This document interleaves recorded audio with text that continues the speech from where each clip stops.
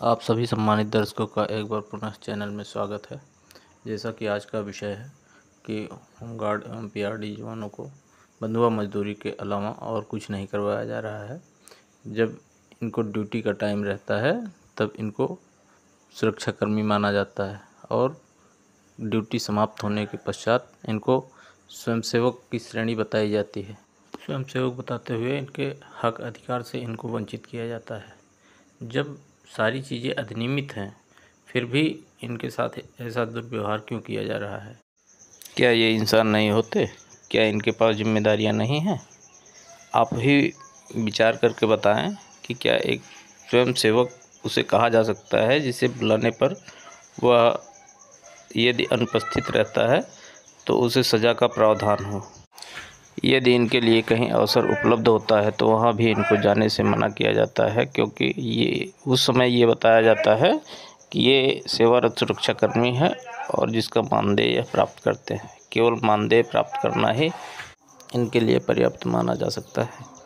और इनके लिए यदि किसी विषमतावश कोई घटना हो जाए, कोई बात हो जाए, तो उस समय भी इनके लिए कोई व्यवस्था नहीं है। ना तो चिकित्सा सुविधा है, ना ही भरण पोषण की कोई सुविधा है। ऐसे में क्या इनको कर्मचारी कहा जा सकता है? ना ही कर्मचारी कहा जा रहा है, ना ही इनका भरण पोषण करने के लिए कोई तंत्र विकसित किया गया है, ना ही इन्हें ऐसा कहा जाता है कि ये कर्मचारी हैं। केवल इनको स्वयंसेवक कह देते हुए इनके हक अधिकार से इनको वंचित किया जा रहा है। ऐसे में आप ही बताएं कि क्या इनके साथ न्याय हो रहा है अथवा अन्याय। ये पूरा सिस्टम इस बात को अनदेखा करने में लगा हुआ है।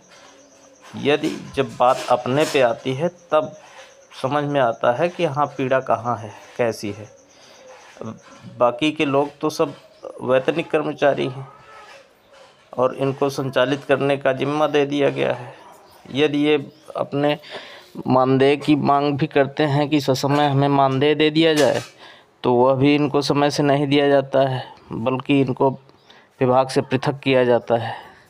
तो ऐसे में इनके लिए एक विचारणीय प्रश्न है कि क्या ये बंधुआ मजदूरी नहीं है? क्या इनका जीवन यापन हो सकता है? क्या इनके साथ मानवीय व्यवहार किया जा रहा है? इनके साथ मानवीय व्यवहार नहीं किया जा रहा है और ऐसे में इनके साथ केवल और केवल बंधुआ मजदूर जैसा व्यवहार ही किया जा रहा है। आप सब स्वयं इस बात को गहराई से चिंतन करें और समझें, जानें कि यह इनके साथ शासन स्तर से और उच्चाधिकारियों के स्तर से कितना बड़ा अन्याय किया जा रहा है। केवल इतना ही नहीं, विभाग द्वारा केवल 3 लोगों को 930 रुपये प्रतिदिन के हिसाब से मानदेय दिया जा रहा है। बाकी शेष जवानों के लिए 500 रुपये प्रतिदिन का मानदेय प्रदान किया जा रहा है। क्या ये न्यायोचित है? और न्यायोचित है तो किस ढंग से न्यायोचित है?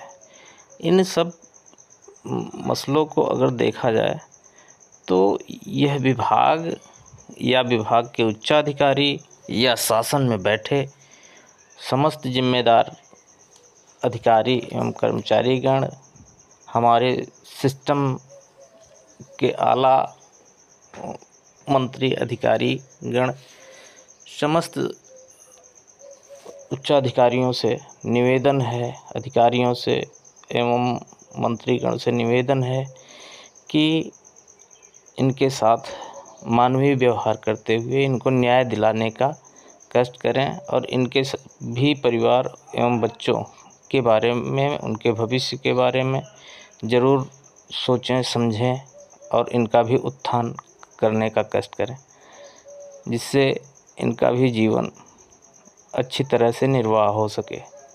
अथवा ऐसे ही जीवन जीने का कोई मकसद नहीं रह जाता।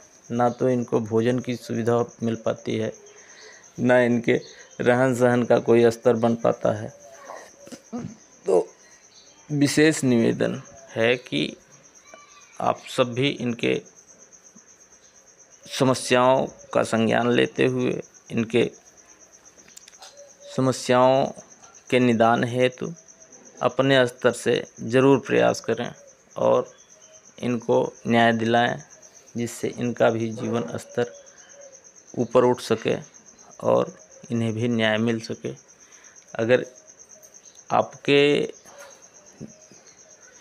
प्रतिनिधित्व काल में अगर इनको न्याय नहीं मिलेगा तो कब इन्हें न्याय मिलेगा? पूर्व में जो हुआ वो उनकी कमी थी, लेकिन अगर आज भी कुछ नहीं हो सकेगा तो उसमें आपका भी नाम जुड़ जाएगा।